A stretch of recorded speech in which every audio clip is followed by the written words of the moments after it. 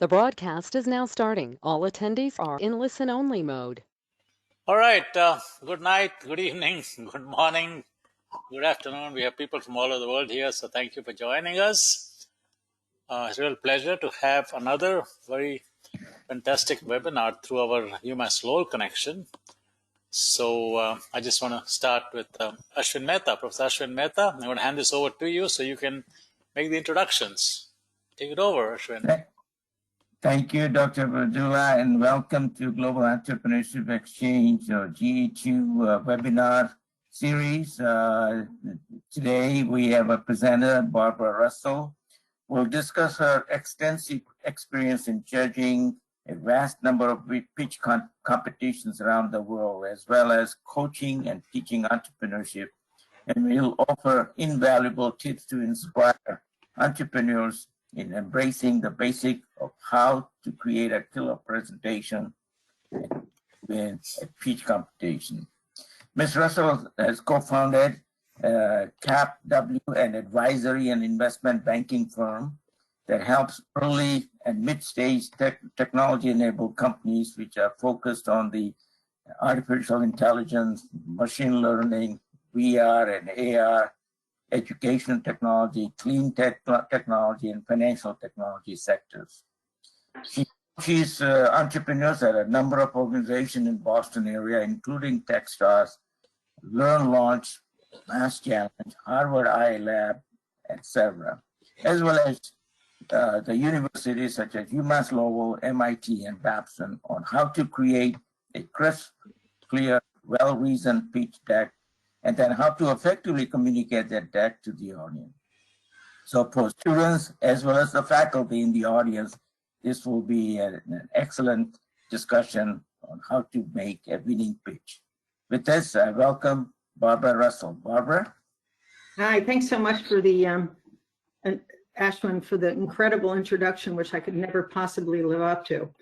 But in any case, welcome everybody. I am so happy to be doing this. One of my passions is mentoring young people that have ideas, right? And so even yesterday afternoon, I mentored something called Nifty, which is a group of underserved high school students throughout the United States that are enrolled in this entrepreneurship program from a not-for-profit called Nifty. And it's so essential not just to have an idea, and even a well-baked idea, and a company that could go to the moon, but the ability to write a good deck and articulate it and stand on your feet and not necessarily give a TED talk, but communicate your idea effectively and always be thinking, what would it be like if I were sitting across from someone who had capital, be it a VC or an angel or a friends and family, a rich uncle? How would you communicate it with empathy, honesty, but intelligence, and have all the right elements in it? So it's become a passion of mine. And I'm sorry the deck is a day out of date. I think I was supposed to do this yesterday, but I'm just going to take you through basic elements that I look for that I believe really are at the core, the essence of a good pitch and a good delivery. So setting the stage. I think that I am now in my, I have to get rid of my, there we go. People can see me, I can't see. I'm sorry. I'm not used to go to meetings, so I apologize. Just moving things around. There we go. Oh, this is a challenge. There we go. So setting the stage. So I have the pleasure this semester of teaching 3 classes virtually at UMass Lowell. Obviously, it's a lot different, right? But the college level, I think of as having a well-defined idea and kind of in the process of understanding a lean canvas, which I don't completely rely on, but they're ideating, they're beginning to create a business plan. And I spend most of my time on that, right? Even Techstars is a little bit different because these are companies that are baked. They're probably generating revenues. The founders have already probably worked for several years. So I bifurcate the two approaches. And for the most part today, I'm going to stick at the college level, okay? Right, so as Ashwin alluded to in the opening, crisp, clear, well-reasoned. Those to me are the essential words. So you must rehearse it. You must know that you are presenting something that is near and dear to your heart. You've thought about it. You've done all the research. You've done some research, and it's logical. It hangs together, right? It's feasible. And then the other hard part is as important is standing on your feet and delivering the message so that it resonates with the listener. Two big parts to winning a pitch competition. I call it the stake is the part where it's the what's under the hood, right? Laying out the critical elements and putting them into a really good pitch deck. And I'm going to go through chapter and verse what I think makes a great pitch deck, having seen thousands, not just as a mentor and a judge and a teacher, but my business partners and I look at decks many a day. And so you begin to understand what feels right and what the elements are that make it right. So the stake, the meat, the real underpinnings of the business, and then the sizzle, right? Telling a story, grabbing your audience. You need to do both. You can't BS. You can't just razzle dazzle and show. You have to communicate and show that you have the right stuff. All right, so let's start with the pitch deck, right? Let's start with the stake. And it's not just the stake, it's all the work that led to creating this pitch deck. So one thing is less is more, right? And I'm going to think of now talking to a VC or a judge at a pitch competition. What are they looking for? They don't want to have a tsunami of data and slides coming at them. They want something that's terse and efficient and effective. So in any of these areas, be it a professional company, a company going to raise a Series A, or a college pitch competition, or a group of tech stars, they always start with the problem you're solving, right? It is the most effective way to go after it. Even if it's not a problem, if it's a new innovation, start with it. Start with it and hit the audience straight away and say, this is what we're solving. There's a long line of yellow cabs that I see every day when I come down to Market Street in the center of San Francisco. I come out of work at 5 o'clock, it's raining, I can't get a cab. That's what Uber should have done. We're going to go through the Uber deck later. That's what they should have done, right? It's a clear statement of a problem. There's no other way to avoid that taxi line or getting drenched, right? So you make it, you state that problem right out of the box. That's your best friend. Okay, and then you want to talk about the market. The guy standing on the corner, the woman standing on the corner. How many of those are there? You can see that end user clearly from the get-go. And then who are you? Who are you to solve this problem, right? There's always a challenge between the listener and the deliverer of the message. I am someone who maybe understands the problem because I've been there in the pouring rain. And maybe I'm smart. Maybe I also have a triangulation and the ability to leverage a GPS infrastructure that makes me smarter and better to do this. So if you can get those three things out, you're already way up the curve in terms of creating a great business and a pitch deck to represent that idea. Now, state the problem or the opportunities, we said. What was the problem you identified? Again, standing in the rain. Oh, I have an idea, right? Aha. Crisp, clear, effective. Pain point. You know, we talk about that a lot in my classes here at UMass Lowell or anywhere. Pain point. What's the migraine? Ouch. And then always your solution, your elegant, fabulous solution to the problem. So we talked about the customer standing in the rain, right? And that's going to be a dedicated slide. And this is before the market, right? People just want to see that this is real problem, and showing what that problem is better. define the market, target market, addressable market. A lot of you guys know this, and I apologize in advance, but those of you that aren't used to judging or teaching entrepreneurship or judging pitch competitions, these are essential, right? These are just the ABCs of a great pitch deck. So now you want to say exactly, you have to envision and tell people, it's that guy standing on Market Street in San Francisco. You envision that person, and you need to articulate that this person is real. And you know that that's your first market that you're going to go after. You know what that person looks like. And so that's your beachhead market. And then you build out from there. You tell the story of the problem is so big, we're going to start here, and we're going to keep building out and segmentation. So I always use the example of a company actually that I invested in. Fortunately, it sold, but it didn't do that well. We can talk about that later. We'll call it Toy Box. So the woman that started this company, wasn't big enough of a problem, it turns out, was very good at articulating exactly who the end user would be. And her idea was, I have a box of toys, and they're high-end toys made out of wood from the best, most exclusive toy companies in the world in Scandinavia and France.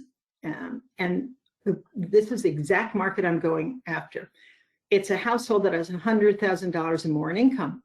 They have at least one child under the age of 5.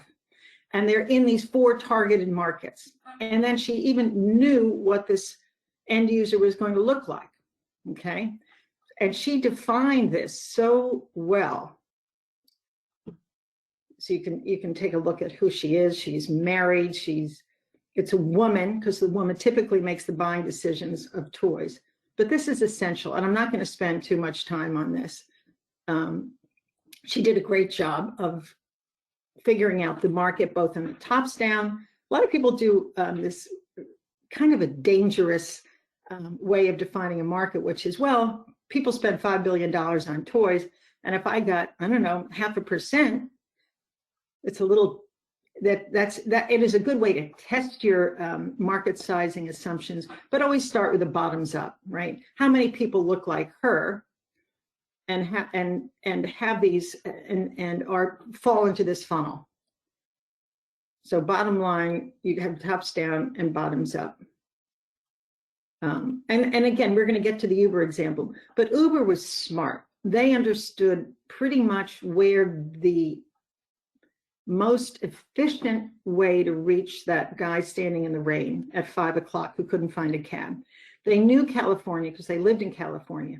They wanted to go after New York, another obvious market, and had a few others. I'm not sure why they chose Texas. It turns out they didn't really launch that way. But California, New York, clear market, clear, specific, addressable market, because it matched up with the cohort they were going after.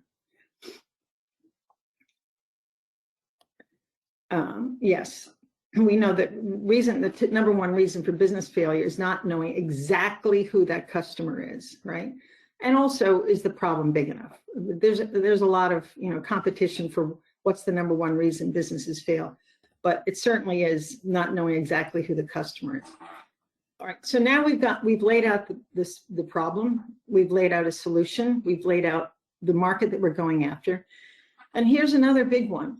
I see more smart founders say in a pitch competition, we really don't have competition. The alarm bells go off. Horrible idea. Everybody has competition. Even if it's not direct competition, people have a limited amount of disposable income, right? And they'll spend that on a yellow cab instead of Uber. So yes, the yellow cab is your competitor, but it also could be your own car. If there were no taxis, there's always something that competes for that dollar that you're looking to go after. So we guide our mentees, our students, to really understand how people are spending their money going after either the problem you're going after or nipping at its heels in a nearby market. There's always competition. Okay, now what key advantages? So we all lay out our attributes, which we're going to get to in a second. And you have to really communicate that you have a secret sauce. You have something that nobody else has, which is why someone's going to part with their money and give it to you. So we start with the well-known XY axis of the competitive landscape, right? So the attributes, whatever those key two attributes are, you're going to look at your competitors, right? And the ones that are the worst ones are down in that lower quadrant. And you always want to be in that upper right-hand part of the quadrant, but you don't just stick yourself there. You have to make a really good case, right? So here's an example of Airbnb. When they started, only in 2011, there was already a lot of competition, right? But they looked at their attributes as the affordability and online. And so they made a very good case, right, to put themselves in the upper right-hand part of the quadrant because they knew who they were. They knew why people would buy them. There's probably more attributes, but those are the two biggies. Okay, so you've segmented the market, you know what your end user looks like, and now you've defined the competition, right? So the other big part of the deck, obviously, is tell people what your model is. How do you make money? That's another, it's another miss in a lot of these college pitch competitions because they have that beautifully configured solution to a problem, but they haven't really figured out how to sell into it and make some dough, right? So this is a big issue in terms of a miss. And by the way, a lot of mature companies had a pivot and they had the wrong model. They weren't making money in the right way, right? Someone could say Amazon didn't make money for years and years and years. They maybe had a bad business model. Well, it turns out they knew that they eventually would make money and it was a great business model. They just didn't want to tell investors that it was going to take 8 years to get there. Okay, so how are you planning on getting your customers' attention? Sales process, outline your marketing and sales plan. So now you're going to put all of the elements in place to show how you get to the consumer and how they're going to pay you. And that's a whole seminar in and of itself. So let's just now talk about traction validation of your business model. What proof points do you have? Right, so the issue here is really talk about, these are the things that we need to get to. We need to have at least, we're gonna have 10 Ubers on the road in San Francisco. And the way we're gonna charge is we're gonna charge 20% more than the average taxi. That kind of pricing model to show that our attribute is we're more convenient and we're much more comfortable. The cars are cleaner, so therefore you can make you can justify your pricing model and also how you're going to get paid. You're going to get paid in advance each time you take a ride because you have to have a credit card on file to book the ride, and it's already paid for. Okay. Let's go back to the team. So who are these people who came up with the idea, and what experience do they have? Can they deliver on this? Do they have the right stuff to execute? Okay. And even if you don't, even if it's just still a single founder or maybe 2 or 3, you have blank little spots on your team to show that you understand that you don't have a chief technology officer or you don't have a head of biz dev yet because you haven't raised the money. So you want to make sure that you convey that you understand all the elements that will get it done on a team, even if you don't have them. Okay, it's a team sport. And yes, more founders are a good thing. Financials. Okay, this is another sticking point for a lot of companies, especially early stage companies. And I've seen this less so in the last few years, but over the years, I always find that there were always women that I was mentoring that just didn't want to do a financial model. You know, like, well, when we get enough money, I'm going to get a CFO.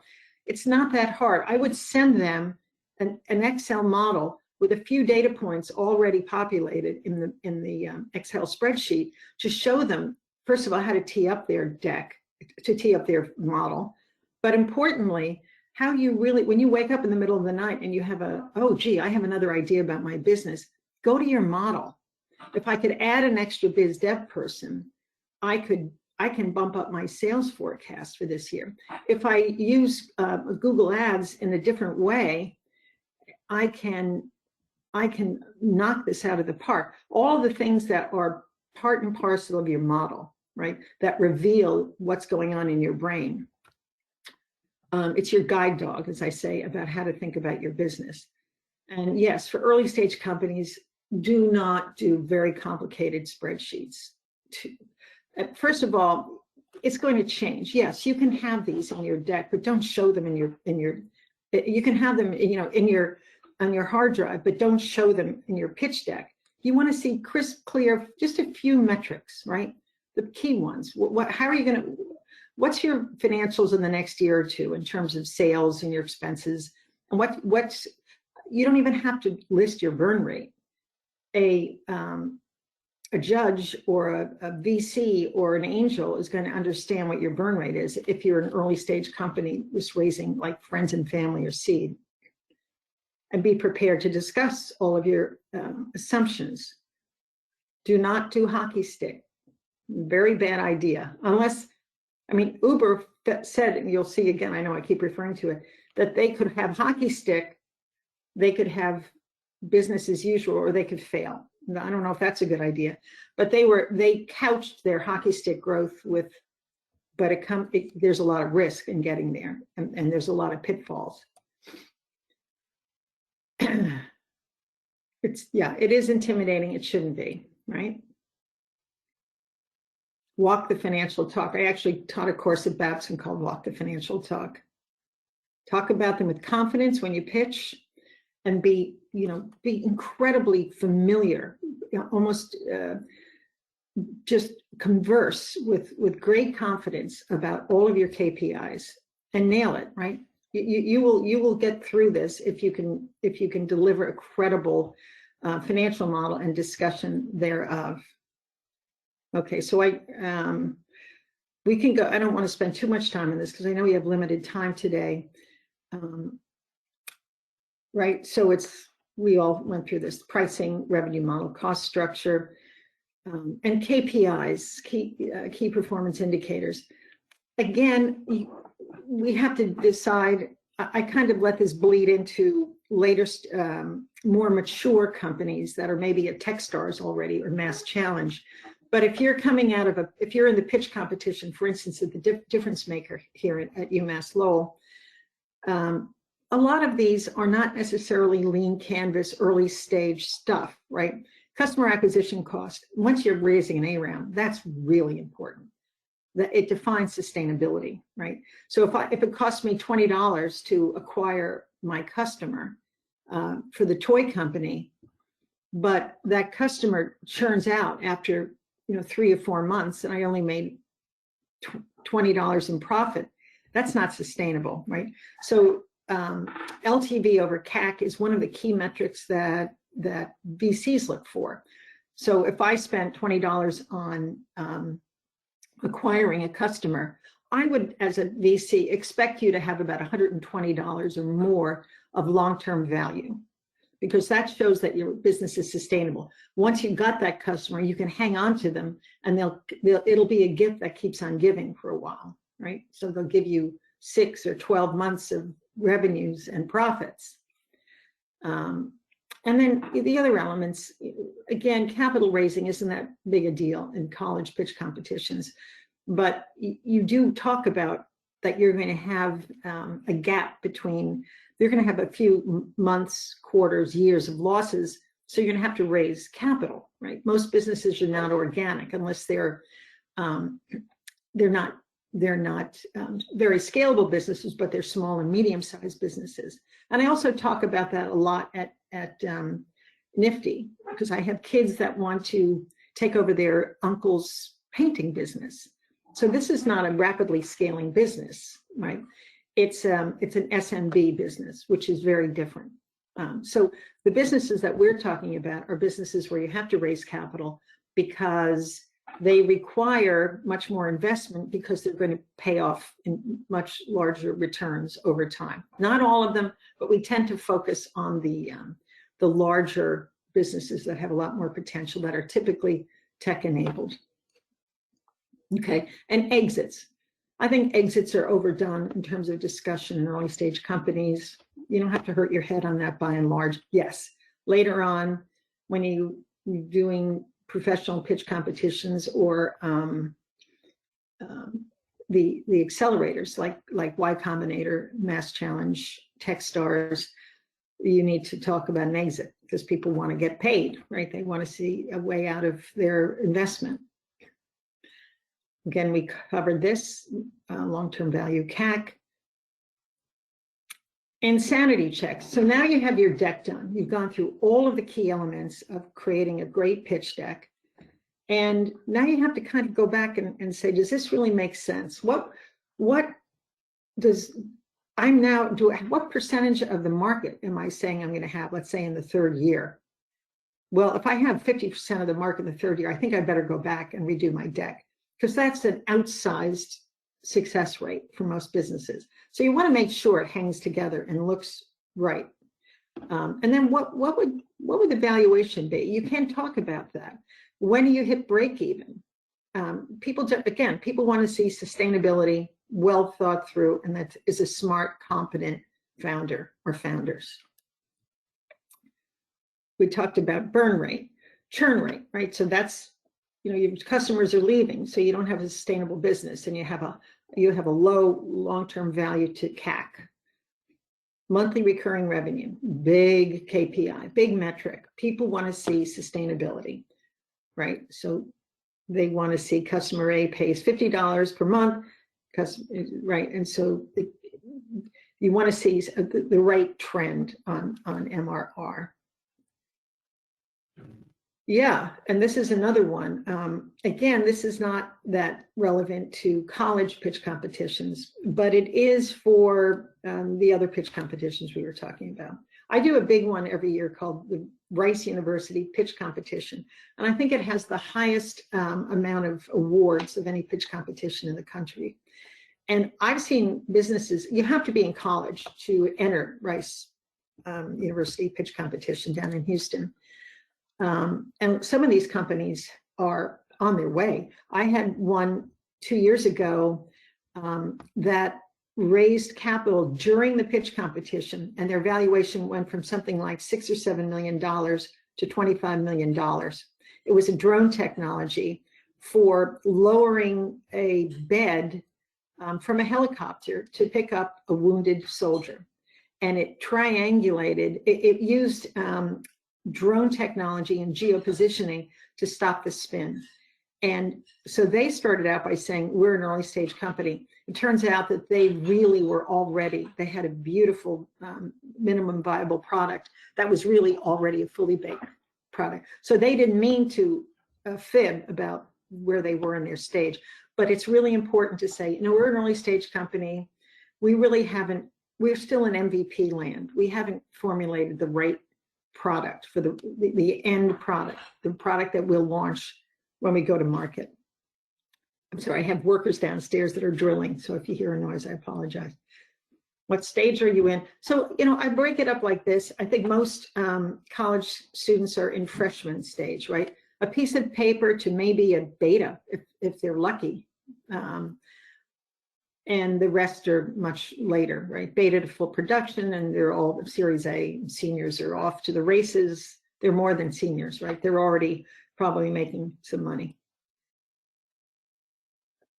So walking the financial talk, I think we have covered this to a fare thee well. Guidepost will empower you.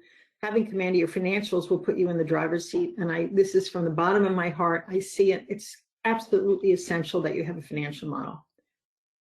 Show the inner workings of your mind, which is what a financial model does. And I apologize for the next one. It's dirty, but I say this to my students because a lot of them kind of bloviate about their financials, and it's important not to. Okay, so the mistakes that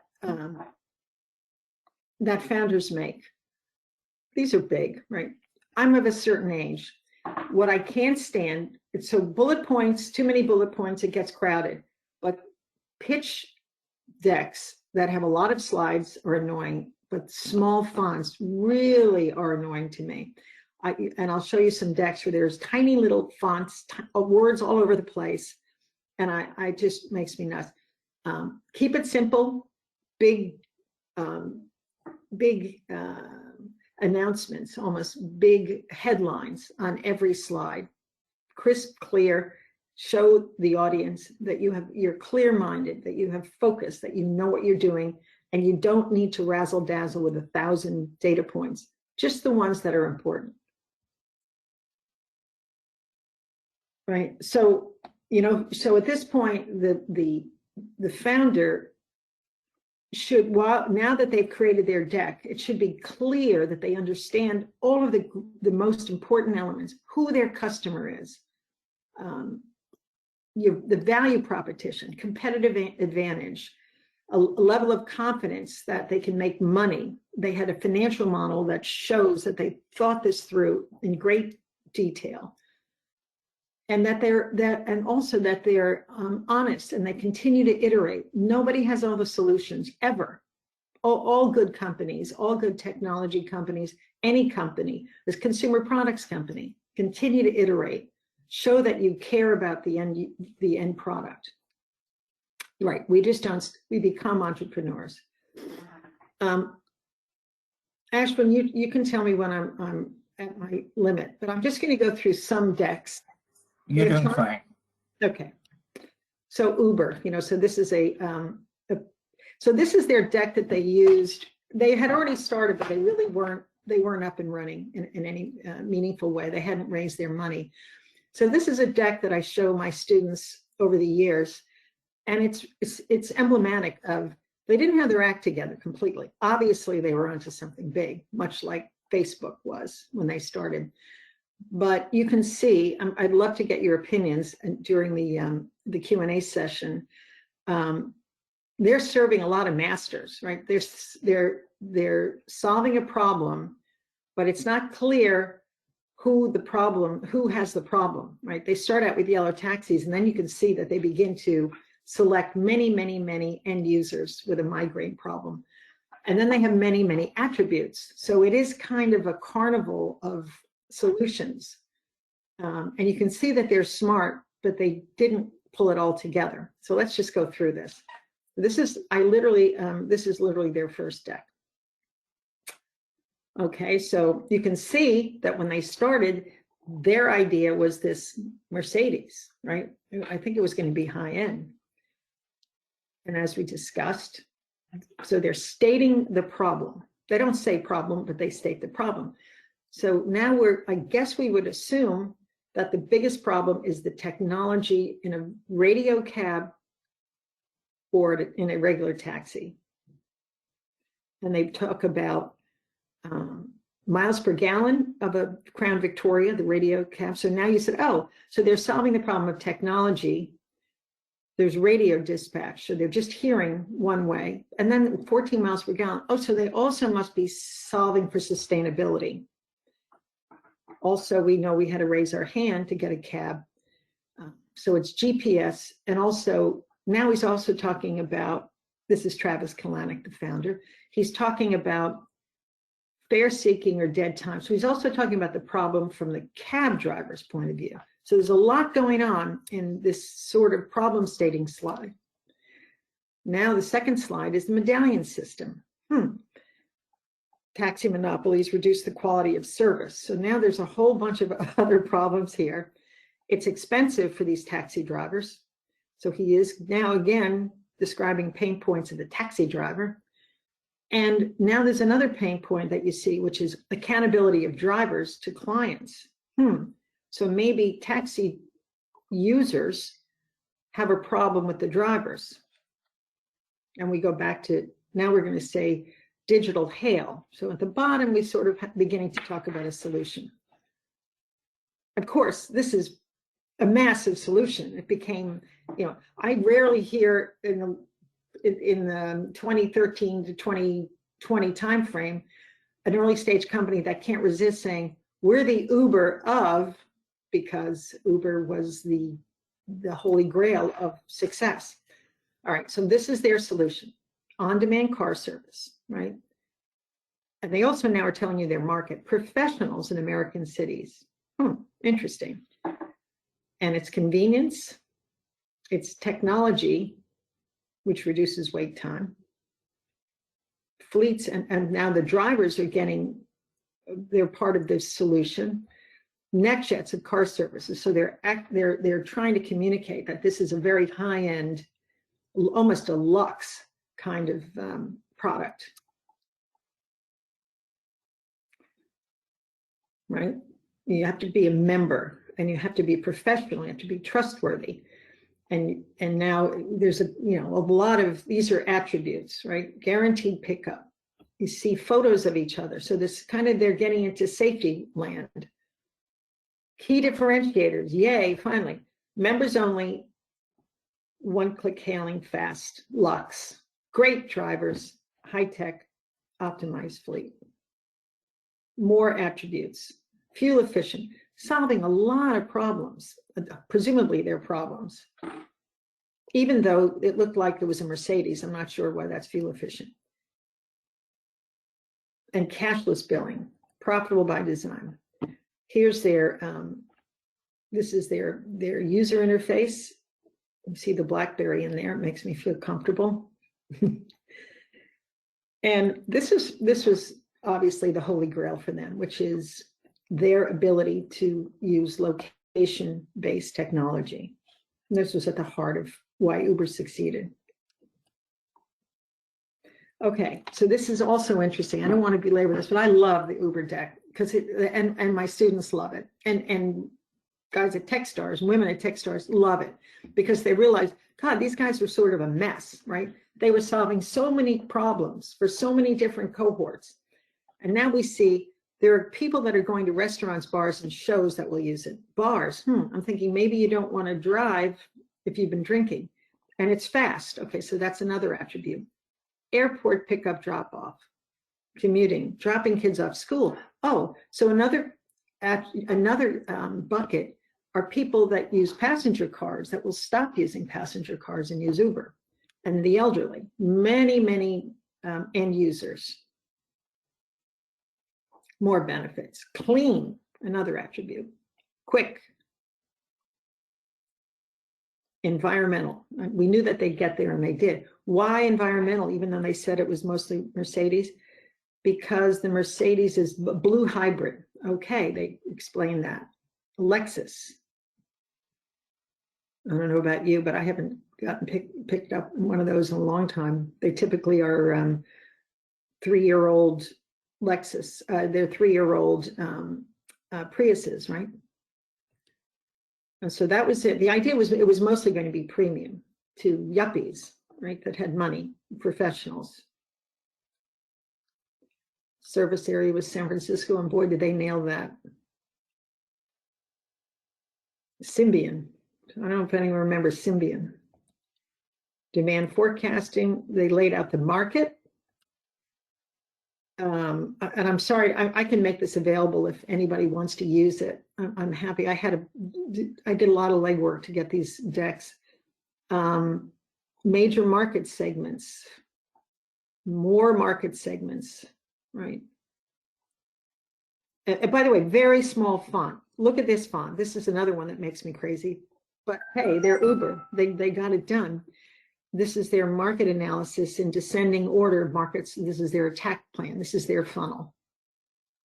And this is what I was discussing before. So they had a hockey stick from the top, but then they kind of waffle a bit and say that, let's be realistic. Let's get 5% of the top US cities, which is still ambitious. And we're going to generate 20 to 30 million a year. And then, of course, they really say, well, I don't know, if we don't do that, we have a small 10-car, 100-client service in San Francisco. So somehow they wanted to moderate their lofty goals and not sound like they were lunatics. Of course, smartphones very much fed into this, right? This was the beginning of smartphones. So they had a lot of wind at their back, and they had a lot of positive forces that allowed them to really grow. This was one of the last slides, right? And they were right. All of these things augured for them to grow more quickly. Invite only, the same stuff, location-based, growing to a $3.5 billion industry. Boy, did it ever. Progress to date, very humble, just a few things going on. And now they're worth $102 billion, I think, as of last week.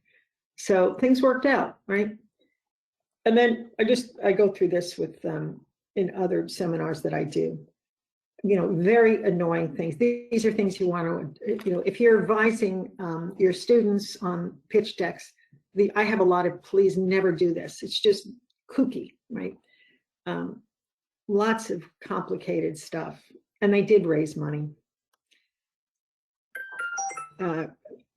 Who thought this was a good idea? You get lost immediately. There's so many icons that are completely opaque to the average viewer. There are always going to be, especially in the professional side, when you go to VCs, there's always going to be someone who's wonky, who is a subject matter expert and understands this. But by and large, this is not your friend. This is a very bad idea. Yeah, so these are always good, right? To show these, this is Airbnb, to show these steps. It's consumable, it's impressive, I get it. This is not good. This is, again, especially my age, I always have to put on my glasses and lean in, and it's beyond annoying. Again, everything from gradient to value chain. Yeah, these are all other examples. I don't want to go into them because I could get lost in this, and I start screaming. And I try to go through a lot of them. We're also doing in many of my classes current exits, big exits, especially in the food delivery business, like Postmates. Drizzly was bought last week. Drizzly is the company founded at BC by a student who was looking to get vodka delivered to his dorm room, and came up with organizing local liquor stores on a tech platform. And they love that because it's something they can relate to. They don't really, of course they can relate to Uber, but yeah, I'm not going to spend any time in these. Yeah, some guys just use too slack. And then of course they love this one. This is an example. It's a recent company that is a cannabis infused it's a cannabis infused beverage. And we're talking about, this was about a week ago. I wanted to talk about how you define your product and who you compete with. Where do you live? And so this is the can pitch deck, the original pitch deck. They've raised money and they're doing well. But I showed them, they ideated and they already created their product. And this is who they compete with in terms of alcoholic beverages. And this is who they compete with just in terms of cannabis infused beverages.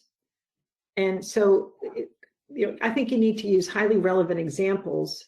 This is a very well-polished, kind of a groovy pitch deck, right? A lot of high-end graphics, etc. Testimonials are always great if you have a product. So I'm going to wrap it up. I can go on all day. This is. Yeah, we can start the Q&A now. Okay, let's hear some get some comments, questions, suggestions, etc., etc. So one comment from Rohit.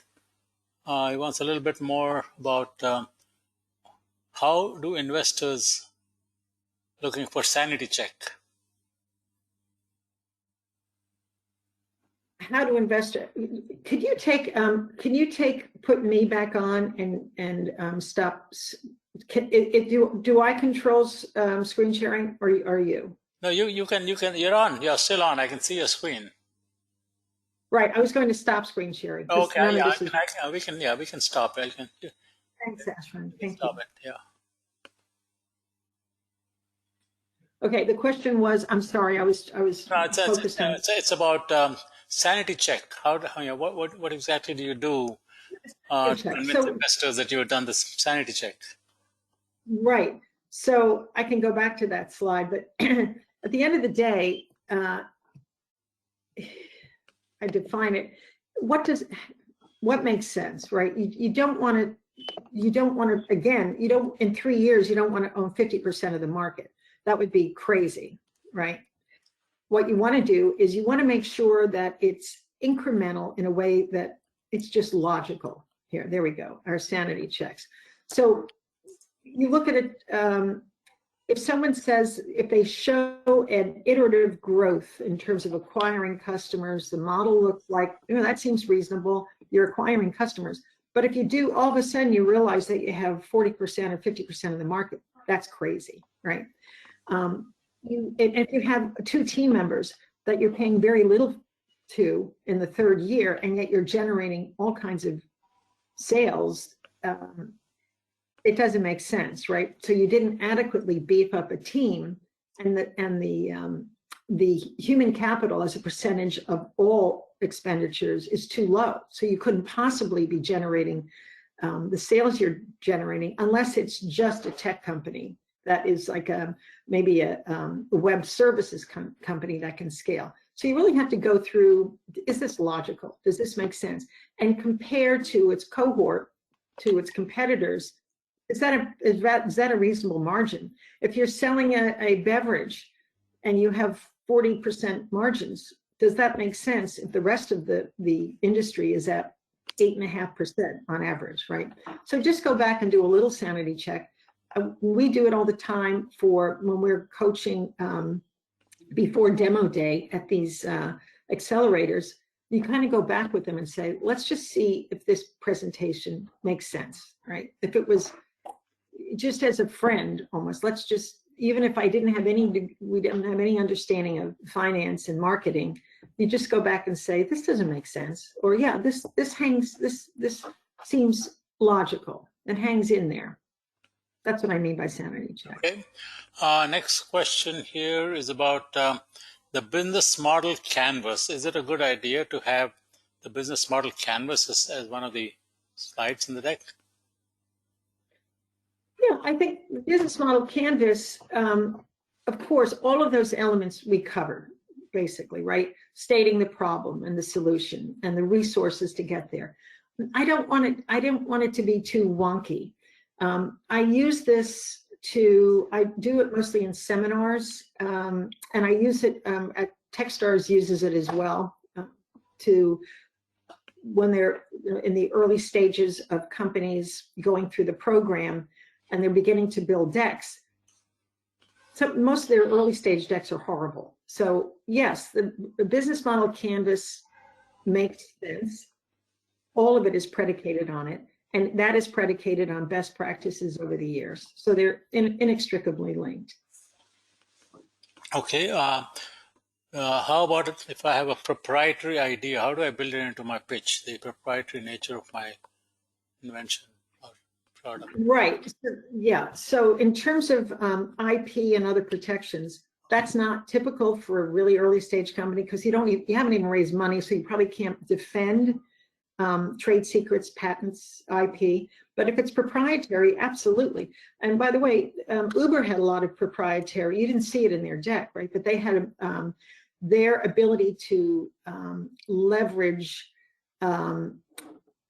geopositioning was critical to their success, and they got many patents. It's something you should definitely state. And of course, as you raise capital, you're going to hire an IP lawyer and start securing IP protection. But again, and of course, if it's hinging on one patent, that's essential to discuss it. Because if you fail to get protection, then your business is vulnerable. So it's a risk as well as an asset.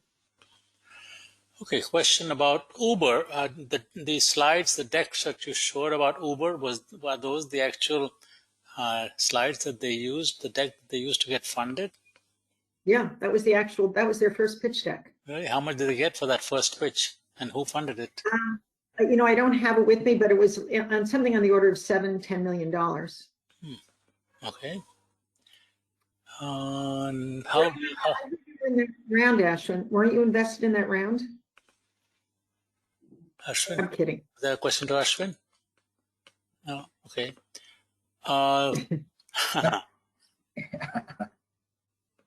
Ashwin was involved with Uber? No. Maybe he was invested in that early stage round. And how about the reliability of Uber when you schedule a ride? Is that an issue that that comes up? Someone of it is, I don't know. I'm not sure. And I'm not sure I've asked the question right. Rohit, if you want to elaborate that question a little bit, please go ahead.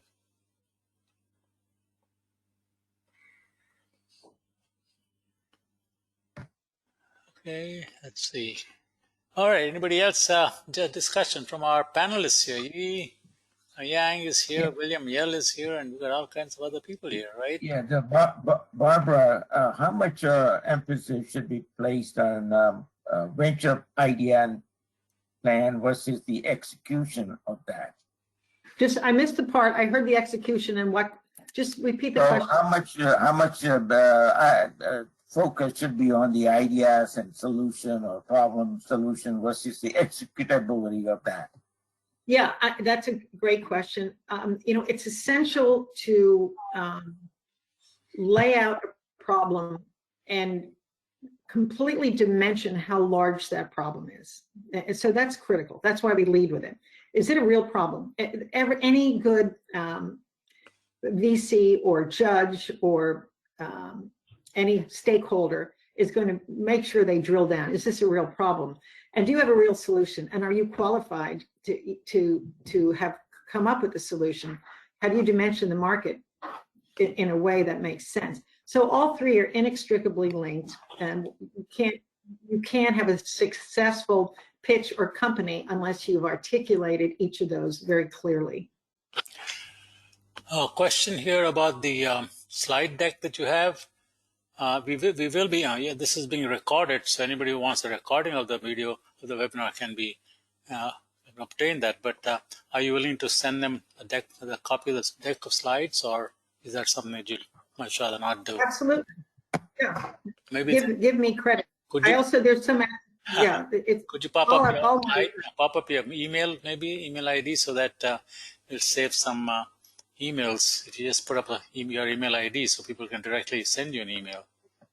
Sure, and what I can do is I need to edit it a bit. I also need to give attribution to two or three of the slides that I used from another class in another college. Yeah, if you so let me give the just and then I'll put up your email ID and then you can take your time to respond to them. Okay. Excellent. So Krishna, they can send an email to us at ge2@uml.edu, and then I can forward it to Barbara. No, but I mean, somewhere you got to write that down somewhere. Write that down somewhere. That email ID is just that you just said, because people won't get it. Yeah.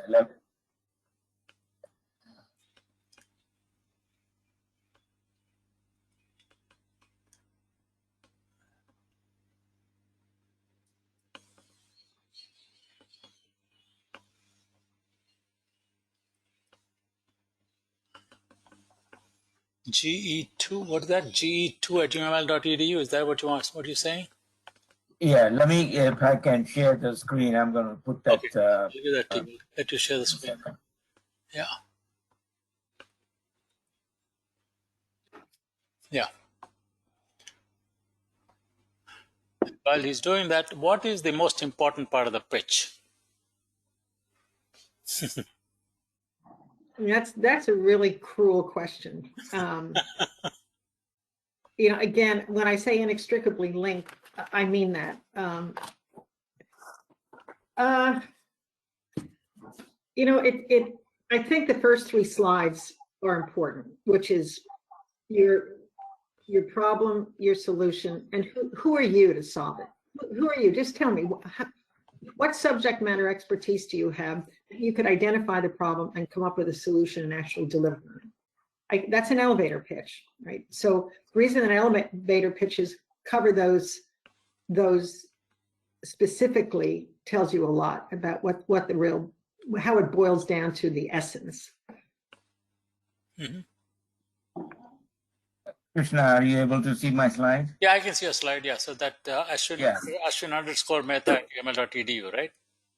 Yeah, or they can send it to ge2 at uml.edu, or they can go to our website and they can get all the information about Okay, got fast coding and all that.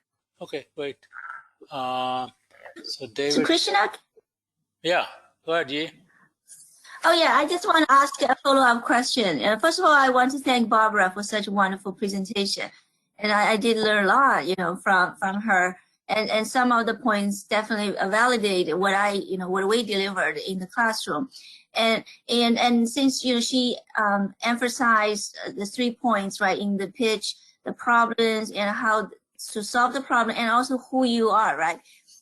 The people are very important, but when the college students present their idea, right, participate in pitch competition, etc., and probably do not have a lot of background, right, experience in the industry or experience as entrepreneur.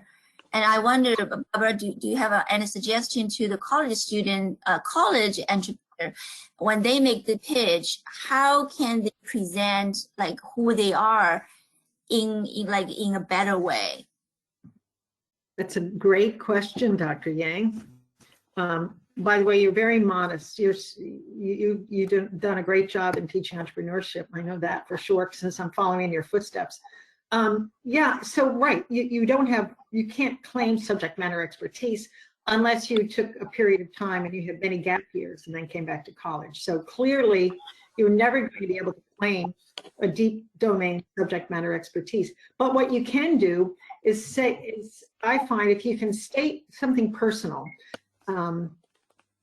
if you can state how a problem affected you deeply and personally, and how you were resourceful in coming up with a solution, or maybe you were dabbling for years in the solution side of the equation, and you finally identified exactly how it matched with a product market fit with a bad problem. So you can do it. I had a student yesterday who was a senior at a school in Rhode Island in my NIFTY program, and she has created therapeutic clothing that's synced to a mental illness, for instance, or a challenge. So she has one for depression, using colors and designs that are specifically tailored to that because she had a problem herself.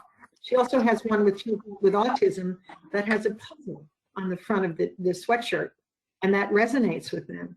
So sometimes, even though she's 17 years old, she could articulate a clear expertise or a plausible, believable expertise, if that answers your question.